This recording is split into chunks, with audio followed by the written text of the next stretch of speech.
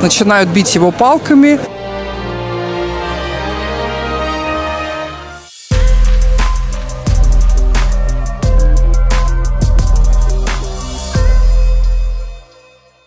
Привет, друзья! С вами Галя Карен, и сегодня мы поговорим с вами о Рождестве. Рождество – это такое волшебное время, особенно в Барселоне. Несмотря на то, что здесь нет особенного холода и снега нет, Рождество – это всегда прекрасно. Сегодня мы прогуляемся по рождественским ярмаркам. С вами Галя Карен. Подписывайтесь на мой канал, ставьте лайки, комментарии. И самое главное, приходите на мои живые экскурсии, которые я провожу в Барселоне и ее окрестностях. Официально рождественская иллюминация в Барселоне зажглась 22 ноября в этом году. Но нас это радовало гораздо раньше. И на самом деле это был тест рождественской иллюминации, так как Барселона и другие города Испании участвуют в проекте за звание лучшего города по рождественской иллюминации. И в этом году длина ее составила рекордные 126 километров. Барселона тестировала новые проекты. И хотя официально, как я уже сказала, это произошло гораздо позже, но весь ноябрь город был порадован новой красивой иллюминацией.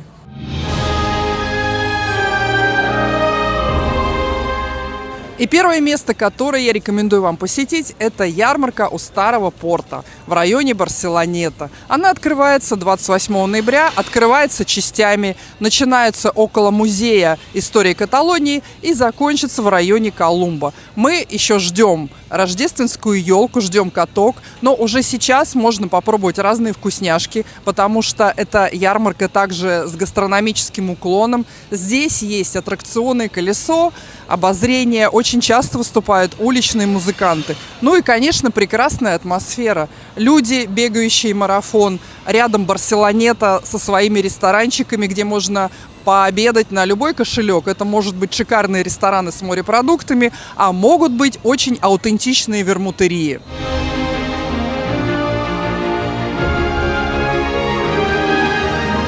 Одна из самых старинных ярмарок Барселоны и обязательная для посещения – это ярмарка Святой Люсии около кафедрального собора в Барселоне. Она была основана в конце 18 столетия, проводится до сих пор. Изначально была посвящена Святой Люсии. Святая Люсия – это покровительница зрения, но позже стала проводиться как самостоятельное действо. Здесь вы можете купить елочные игрушки, разнообразные фигурки, свечи. Здесь продаются в больших количествах каганеры. Каганер – это символ плодородия в каталонском Рождестве.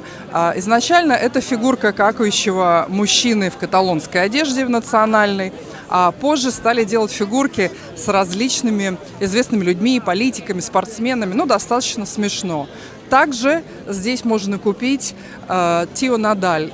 Это опять же какающее полено, тоже символ Рождества. Перед Рождеством дети кормят его мандаринами, апельсинами и поют ему веселые песенки. А перед Рождеством начинают бить его палками, также напевая песенку, и бревнышко должно выдавать подарки. На мой взгляд, самая атмосферная ярмарка. Но мой совет – приходить сюда все-таки в будний день, потому что в выходной день очень много народу. И, кстати, эта ярмарка закрывается строго перед Рождеством. Вот, посмотрите, какой огромный выбор каганеров здесь. Если честно, в нерождественское время их тоже можно купить, но именно в этом районе, в Готике или в Равале, чаще всего в Готике, в сувенирных магазинах. В остальное время можно купить такое разнообразие только на рождественской ярмарке. Пользуйтесь моментом.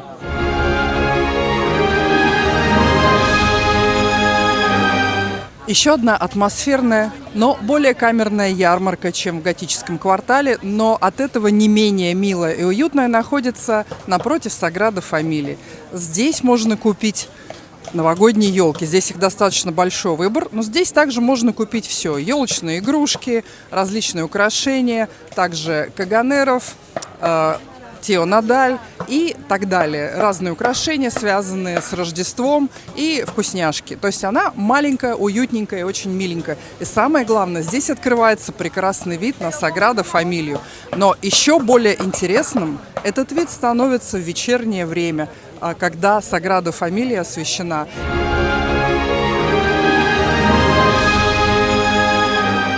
Надеюсь, вам понравился обзор основных рождественских ярмарок в Барселоне. Мелких ярмарок еще целое множество здесь, но это основные и которые стоит посетить, чтобы создать себе новогоднюю атмосферу. С вами Галя Карен. Подписывайтесь на мой канал, оставляйте комментарии о том, что бы вы хотели еще узнать, ставьте лайки и, главное, приходите на мои живые экскурсии, которые я провожу в Барселоне. Пока-пока!